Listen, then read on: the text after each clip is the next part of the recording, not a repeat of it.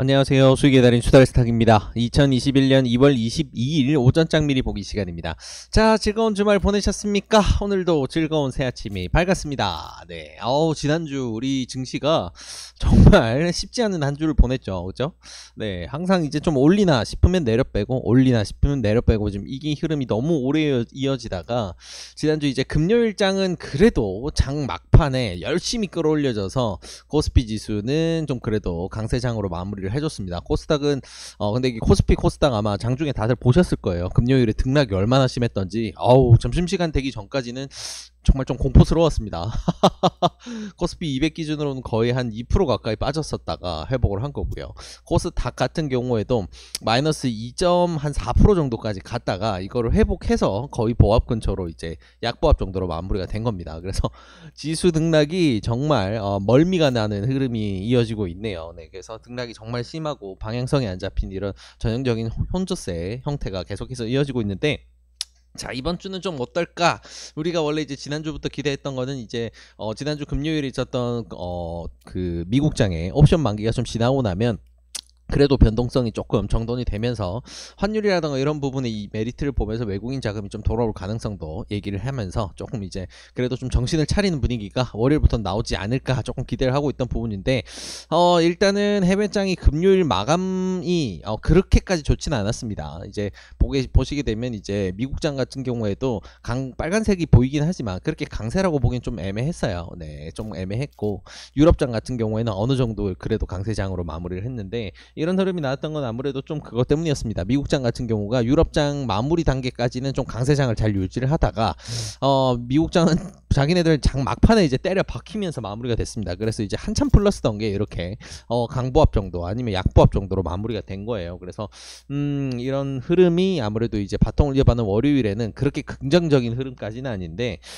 지금 현재 실제 선물 시장 같은 경우에도 8시 좀 전에 이제 장이 열리면서 한국은 밀어오르는 척 하다가 또 지금 강하게 조금 밀리는 추세를 보이면서 약보합 근처에서 놀고 있는 상황입니다. 그래서 이런 바통을 이어받아서 현재 이제 딱히 이거다 싶을 만한 뉴스가 없는 흐름에서 아무래도 오늘 오전장 같은 경우에는 바로 굉장히 좋은 불장 한국에서 보여질지는 조금 미지수다라는 거 우리가 생각해 봐야 될 부분입니다.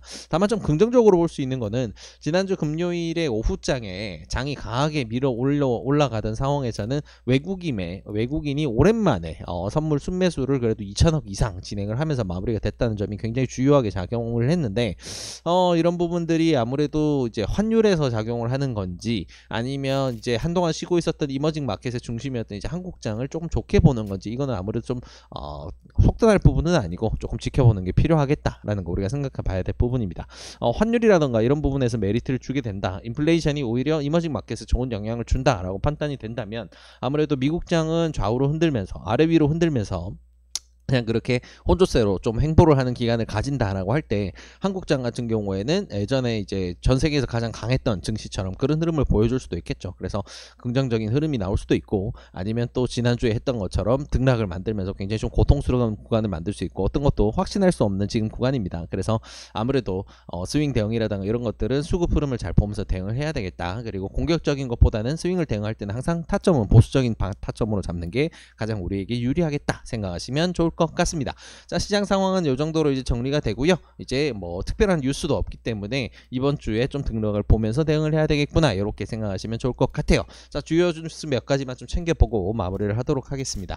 자, 일단은 비트코인 시장 관련된 뉴스입니다. 자, 지난주에 결국은 이제 비트코인이 5만 불을 뚫어서 난리가 났다 라고 하기가 무섭게 그 다음날 바로 그냥 5,500불을 뚫어버렸습니다.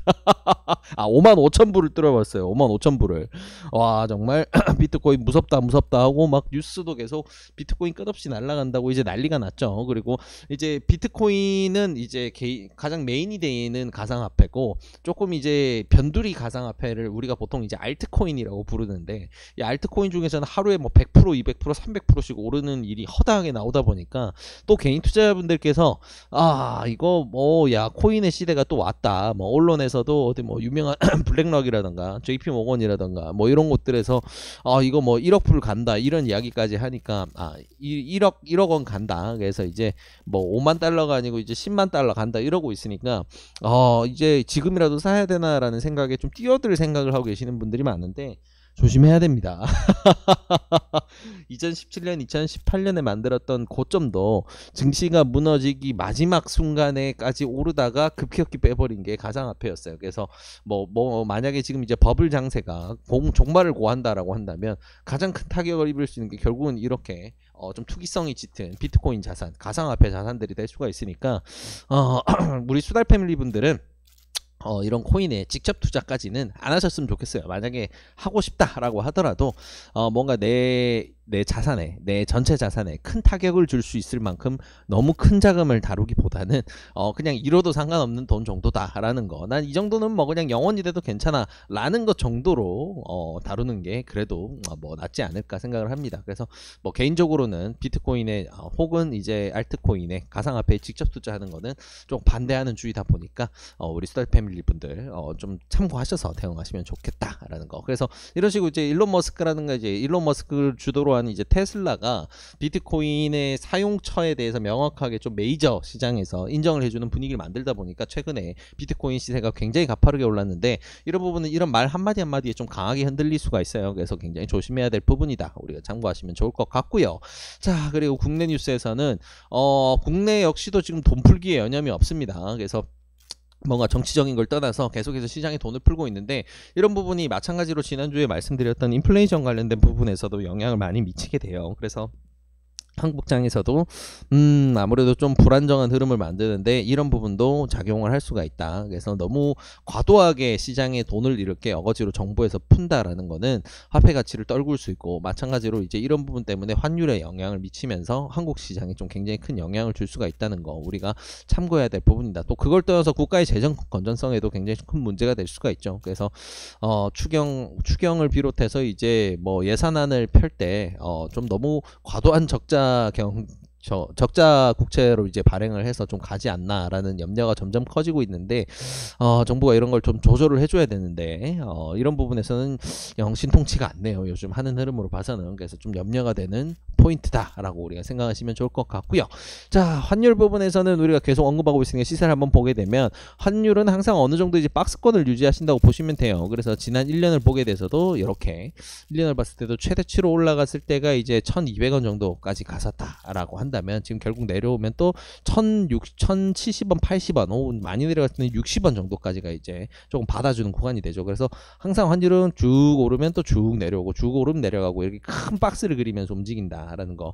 각 국가의 경쟁력이 크게 위상이 변한다라는 거, 그런 문제만 없으면 이런 식으로 크게 박스권을 그린다라는 거, 우리가 참고해야 될 포인트입니다. 그래서 지금 같은 경우에는 전체 큰 흐름으로 봤을 때는 이미 충분히 낮아져 있는 상황이다 보니까 아무래도 환율이 다시 올라갈 가능성이 높게 점쳐지고 있었고, 환율이 올라가는 상황이 된다 그러면 외국인 같은 경우에는 환차손을 입을 수 있기 때문에 자산을 빼는 포지션을 취해요. 그래서 지금 같은 경우에는 계속 급격하게 올라가는 흐름이 나오지 않고, 만약에 올라가더라도 좀 건전하게 올라가는 흐름이 되어줘야 될 텐데 조금 염려가 되는 요즘입니다. 그래서 어느 정도 이제 미국의 달러 풀기 영향으로 인해서 오히려 환율이 좀 낮아진다면 지금 단기 구간 내에서는 한국장은 굉장히 좀 좋은 흐름 받을 수 있는 여건이 되니까 이 부분도 같이 참고하면서 좀 지켜보면 좋을 것 같네요. 자, 이래서 오늘 시장 상황과 주요 뉴스들을 이렇게 빠르게 정리를 해봤는데요. 월요일장이다 보니까 방향성은 아무래도 장중에 흘러가는 그 섹터, 어떤 섹터가 강세를 보이느냐를 보면서 대응을 해야 될 것 같아요. 그래서 아마 단타 위주의 장세가 되고 스윙 타점을 잡더라도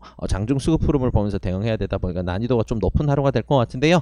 너무 무리하지 마시고 적절히 잘 대응하셔서 오늘도 좋은 결과 있으시길 진심으로 바라겠습니다. 이 영상이 도움이 되셨다면 구독과 좋아요를 통해서 저희 수다스탁을 응원해 주시기 바랍니다. 감사합니다.